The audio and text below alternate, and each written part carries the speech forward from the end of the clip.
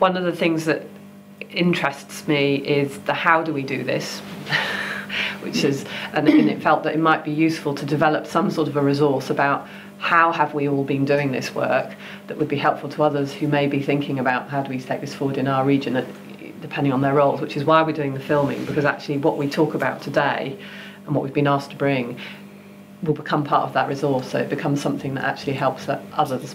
Mary and I applied for the money, and it was about encouraging relationships between the university and other partner organisations, be they public sector, not-for-profit, industry, whatever.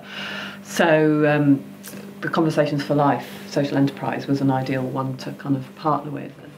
I kept talking to people about how could we actually try and land this somewhere in a community with plans that I had been working on, and was very fortunate to meet John Ashton and NHS Cumbria and all of the leaders across Cumbria who came together to launch the first public health initiative community-wide as a pilot. Conversations for Life is the program that and a series of workshops that I developed as catalysts for this, following the death of my mother, and actually realizing that that it was possible to achieve what someone wanted, but it was a hell of a lot more difficult to get there than I had.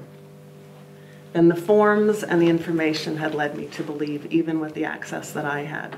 So there is a workshop for the general public. There's a workshop for health and social care staff. They work with community organizations, both originally actually with St. Luke's Hospice, as to convene and catalyze community connections, and then later on with Merseyside and Cheshire Cancer Network. So you're going to hear about some of this work that everyone else is doing. My role was just as a catalyst. And so what we wanted to do was really to try and take it as an opportunity to try and capitalise on all that had happened, and then use it as a kind of bit of a springboard to take it on to something to kind of move things on. So what we're trying to do with the time that we've got and the resource is to try and get some of this stuff out into the wider world through publications and presentations.